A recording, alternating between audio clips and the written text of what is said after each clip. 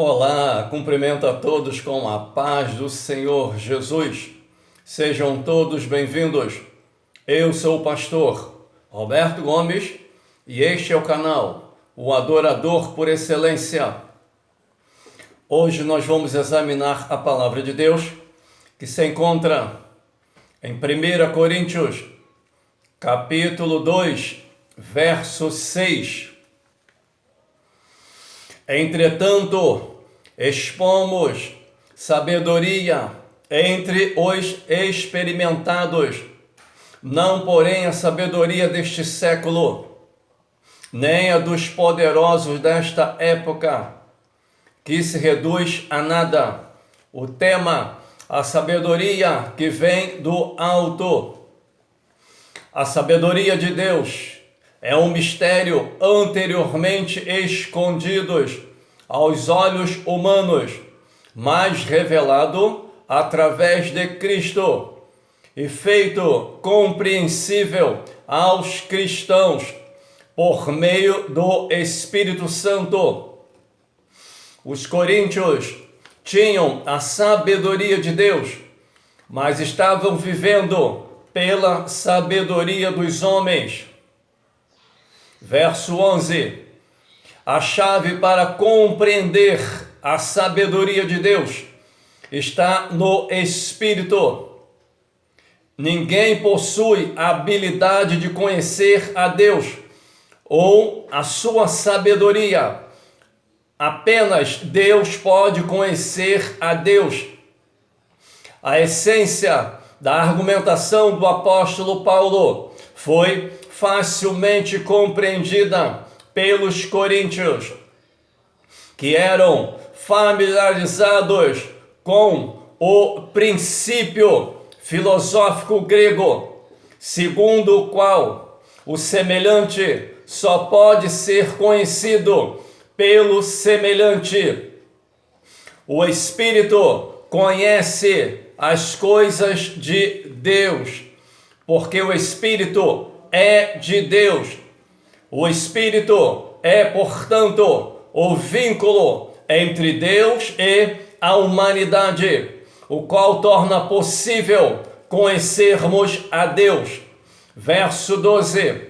Para que pudéssemos conhecer as coisas que Deus preparou para os que o amam, podem ser compreendidas pelo cristão mediante a revelação e a iluminação do Espírito Santo. À medida que o justo lê e estuda a palavra de Deus, o Espírito Santo ilumina sua compreensão da verdade. Além disso, o Espírito comunica ao cristão fiel uma forte convicção quanto à origem divina das Escrituras. Capítulo 3, verso 1.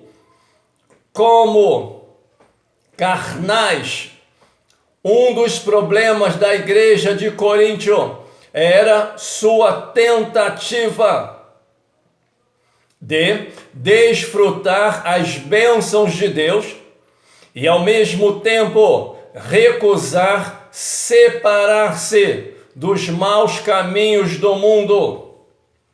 Os dirigentes da igreja de Coríntios deixavam os novos crentes permanecer nas congregações sem abandonarem muito de suas práticas pecaminosas. Os coríntios estavam tolerando na igreja divisões egoísticas, filosofias mundanas, inveja, contenda, orgulho, imoralidade, ações banais na justiça, frequência a festas idólatras e a rejeição dos ensinos apostólicos. Os coríntios deixaram de perceber a necessidade absoluta da verdade apostólica, do amor e dos padrões da piedade. Passaram a exercitar erroneamente os dons do Espírito Santo, profanar a ceia do Senhor e distorcer a mensagem do Evangelho.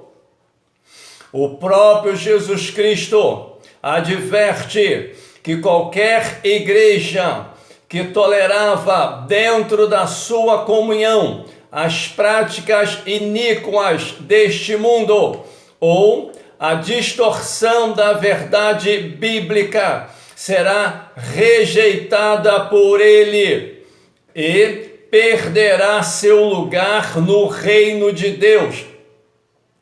A tal igreja, o Espírito chama ao arrependimento sincero, a separação do mundo e aperfeiçoar a santificação no temor do Senhor.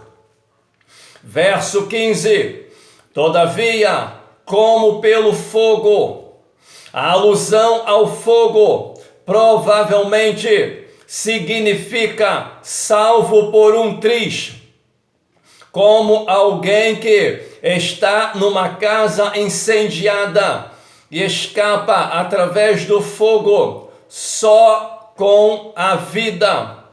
Deus avaliará a qualidade da vida, da influência do ensino e do trabalho na igreja de cada pessoa, especialmente de cada obreiro. Se a sua obra for julgada indigna, ele perderá o seu galardão, mas pessoalmente será salvo. Nota-se que esse trecho não ensina doutrina do purgatório.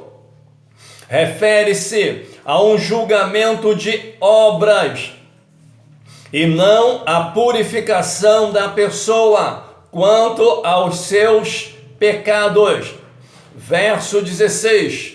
Sois o templo do Espírito Santo. A ênfase aqui recai na congregação inteira e os cristãos como templo do Espírito Santo, como templo de Deus em meio a uma sociedade perversa. O povo de Deus em Corinto não devia participar dos pecados prevalecentes daquela sociedade.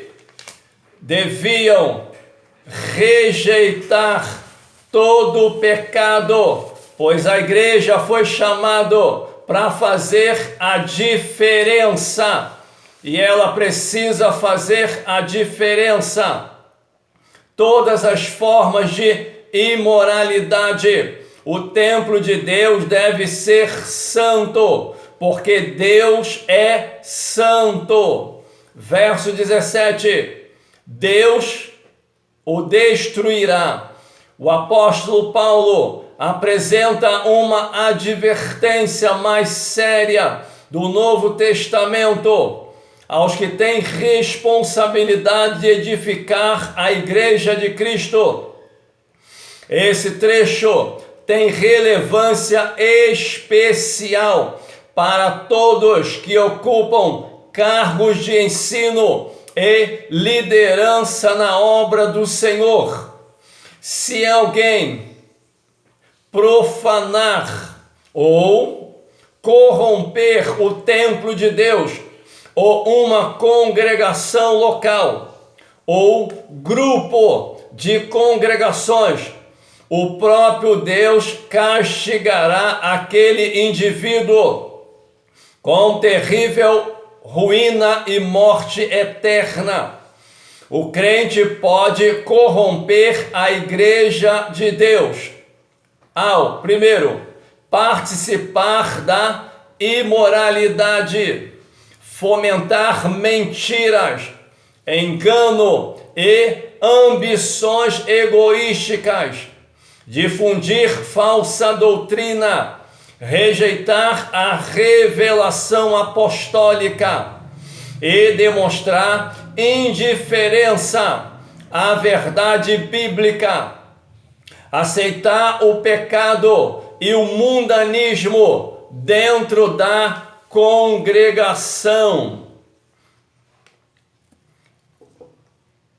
querer promover a igreja por meio de sabedoria mundana ou com evangelho pervertido. Capítulo 4, verso 5. Manifestará os desígnios dos corações. Deus trará à luz os atos secretos de toda a pessoa e revelará seus verdadeiros pensamentos e motivos, tanto os bons quanto os ruins. Noutras palavras, a vida interior de cada pessoa será revelada com exatidão, conforme o caso. Nada permanecerá oculto. Verso 20. O reino de Deus consiste em virtude. O reino de Deus não consiste em palavras, mas em poder. Assim sendo, os membros desse reino precisam ter mais do que palavras e mensagens. Devem manifestar também o poder do Espírito Santo. No Novo Testamento, esse poder consiste na capacidade espiritual de convencer as pessoas do pecado, da justiça e do juízo, de operar milagres e de viver uma vida de retidão. Como está a tua vida? Você tem buscado a verdadeira sabedoria, a sabedoria que vem do alto? Você tem procurado santificar a tua vida? Tem procurado evitar o pecado? Como está a tua vida? Como está a obra que você está fazendo para Deus? Tudo vai passar pelo fogo. Oremos. Senhor Deus e Pai, ó Deus querido, Deus amado, Deus de infinita compaixão e misericórdia, a tua palavra diz: dizei todos a Deus, quão terrível és tu nas tuas obras, pela grandeza do teu poder, se submeterão a ti todos os teus inimigos, ó Pai. A tua palavra diz: tornai para mim, eu tornarei para vós. Aí está, meu Deus, mais uma ministração poderosa da tua palavra, meu Pai. O apóstolo Paulo, enviando a sua primeira epístola à igreja dos Coríntios, ó Pai, aonde estava tolerando o pecado, meu Pai, aonde a carne estava prevalecendo, ó Pai, onde os grupinhos carnais, mundanos, estavam dentro da tua igreja, Senhor. E o teu filho, o apóstolo Paulo, vai advertir a igreja que ela deve ser santa, porque é de um Deus santo, ó Pai, que ela está no mundo para fazer a diferença e não ser igual ao mundo, ó Pai. Mas a maior parte da igreja de hoje, meu Deus, perdeu a sua identidade, Pai. E agora, meu Senhor, estão perdidas neste mundo, ó Pai.